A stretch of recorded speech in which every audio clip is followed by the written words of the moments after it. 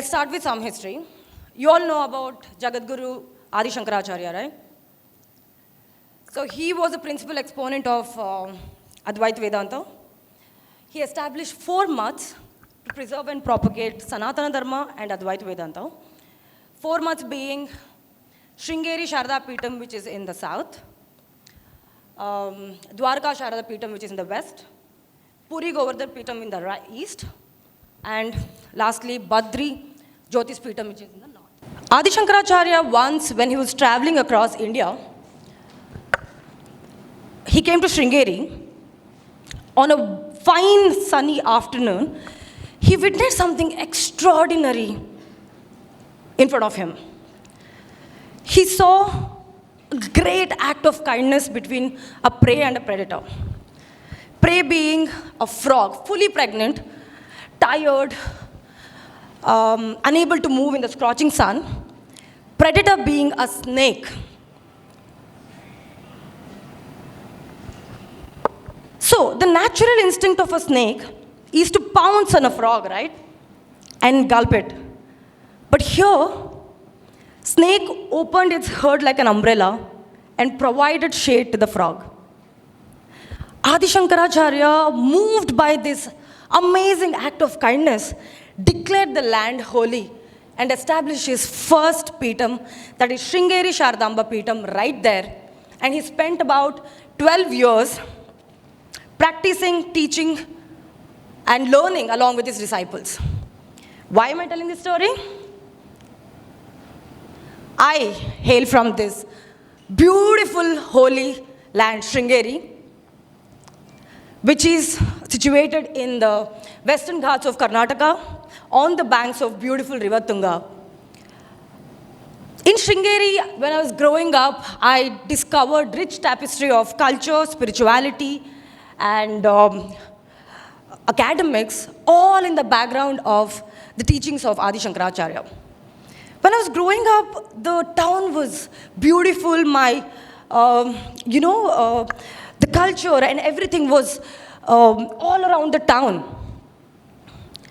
We didn't have too much to do in the town, so we always went to temple as recreation. I loved my town. I loved the temple. I loved the history. I loved the story. I loved the intelligent architecture, especially Vidya Shankara Temple, which was built combining both Hoysala and Dravidian style. You guys must look it up. You guys must read about it. And we used to have these amazing festivals, Yugadi, Sharada Navaratri. Navaratri, of course, which used to go on about like 9 days. I used to see people coming from all around the town, visiting my temple, my town. You know, subconsciously, when I was a child, I felt I wanted what the town has. I wanted that vastness. I wanted that greatness, the beauty, admiration from people. More of all, that feeling of being special. So I knew I'm only going to get that by achieving excellence. Now I've made up my mind, and it's all happening subconsciously. Promise, I did not, plan this. I was a child. Now I'm thinking, okay, now I need an establishment just like my town. Just like my town. I occupied this huge attic in my ancestral home and declared it as my temple of learning and art. You name it, I've done it over there. I've learned crafts, I've done paintings, I hung it all over the wall. Obviously, I wanted to establish territory. I stitched clothes. I used to have this normal professional sewing machine, like with the paddle and all that. I used to make clothes for my Barbie. I used to make clothes for myself. I've done crafts. At some point, I used to have knowledge about the papers and the kind of papers more than any child at that point of time. Obviously, I got trained as a Bharatanatyam dancer by professional and even Carnatic music. Now, I've started learning everything.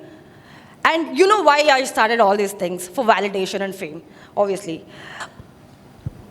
Now I wanted validation, I wanted fame, just like my town. I started attending all the competitions in the town. I won lots and lots of awards, took back lots of prizes home. I represented my town in various levels, in district level, in state level, and everything. So when this was happening, maybe around when I was 10th standard, an unexpected adventure happened. I was coming back from my Bharatanatyam class along with my friend, and I walked past a school which was holding their annual day function. And I was like instantly happy. I told my friend, come, let's go. Okay, that was one of my painting from childhood, and this one took me to state level. These were the prizes. Yeah, I was a child. So I told my friend, come, let's go. I want to watch the event. She was like, no way, because we've not informed our parents. I'm not going to take this such hasty decision all by myself.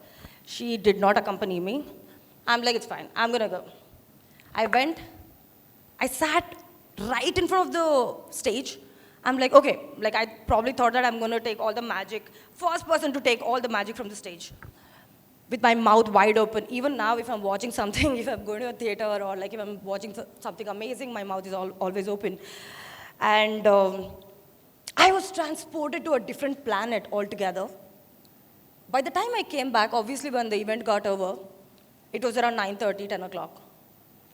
9:30, 10 o'clock in my hometown is probably equivalent to like 1 o'clock or 2 o'clock in the metropolitan. It'll be super unpopulated and it'll be dark. Now, I'm scared. I'm like, I know nobody who can accompany back to home. I have not told my parents. And the route I have to take from school to my house is dark, completely unpopulated. How am I going to make it back? I'm like, okay, I decided that I have to pull all the courage and started sprinting. Sprinted. I reached home. My parents are sick, worried. They didn't know where I was, what I was doing. My dad opened the door. Generally, my dad is a very calm person, okay? He's the calmest man I've seen on earth. He opens the door. I'm just looking like that. He's furious. I didn't know what to say. He started bashing me. I've gotten bashed like only 3 or 4 times in my entire life. This was one of the times. And even in that situation, me as a child, I could only think about probably that one performance that girl gave, and I'm thinking like, when am I going to probably replicate that or that kind of magic and mesmerize the audience? That was the kind of impact art had on me. And you know, like, art is something amazing. It can change your life. Growing up, somehow, art became a part of me, and I became the part of art. My town gave me everything. It was filled with culture, spirituality, academics, but obviously, I was devoid of all the exposure what other children were getting in metropolitan or other cities. You know, I'm an actor, right? Can you believe that when I was growing up, we didn't have theaters in our town? I used to love movies when I was a kid. So I had to make a list. I used to make a list of movies I had to watch. And when I used to go to my granny's house to finish everything and come back. So now I was in a stage of my life, obviously I finished my 10th standard, where I had to move to another town or another city to pursue my higher studies. Do you remember I told you that I wanted to be just like my town? I had probably slightly achieved that at this point of time. I had scored about 92% in 10th, and I'd become the talk of the town. And once I remember mom telling, you know, so-and-so person referred to me as Nabha's mother. I'm like, wow, I'm the queen of the town. So I was filled with adventure, a lot of energy, enthusiasm, moving, like, you know, looking forward to for more adventure, moving to another city. Now, I am in this golden phase of my life where I had access to the kind of movies I wanted to do all my life, or probably ever since I started my career. I had access to I had offers pouring into my lap, and I was really happy. But one twist of fate changed everything. I was traveling abroad, and I fell and injured my shoulder.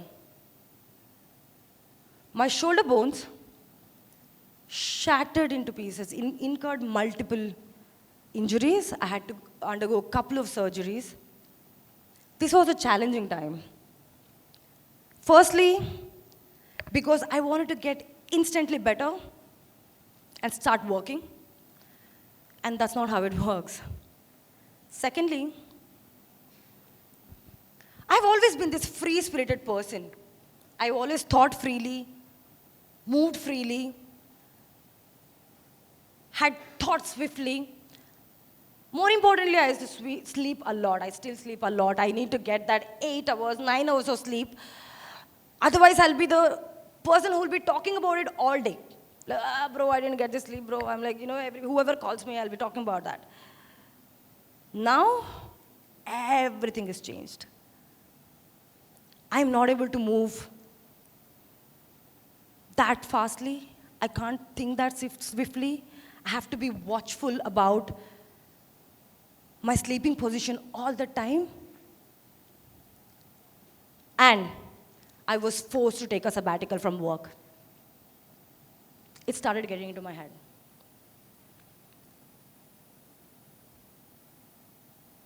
I started thinking and blaming myself for everything which happened to me. I'm like, you just had everything in your hands. You just had the kind of opportunities you wanted to do. Ever since you started this career, you were just there, we just arrived, and you lost it. You did not even watch yourself. How could you do this to yourself? I started self-sabotaging, and this went on for about 3 to 4 months. I lost my confidence. I lost my will. I lost the zeal to go and grab my opportunities. And this was the end of it. End of everything is what I thought. Obviously, like how the change has played the part in my life. One day, after all the self-criticism ended, I woke up and I had a conversation with myself. I'm like, what's happening? I just lost everything I had. I just had it over there. And I just like killed it. I'm like, firstly, you've not lost it. You've just taken a break. Secondly, you had a fully functional arm ever since you were born. And it's broken. What are you going to do about that? I'm like, that's true. I've been running behind external success so much that I've forgotten to focus and give energy and love to my own body. That's when I started to focus on my recovery. I intensified my physio. I started getting fitter. I started eating healthy. I started talking to myself nicely, which is the most important thing. Slowly, I got back to something which I loved as a child, art. I started painting again. I started painting on huge campuses.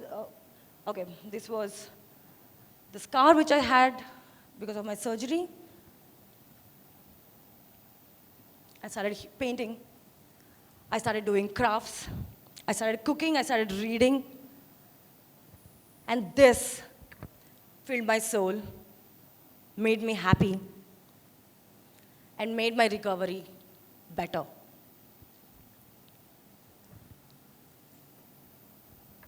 During that 8 to 9 months of self-reflection and healing,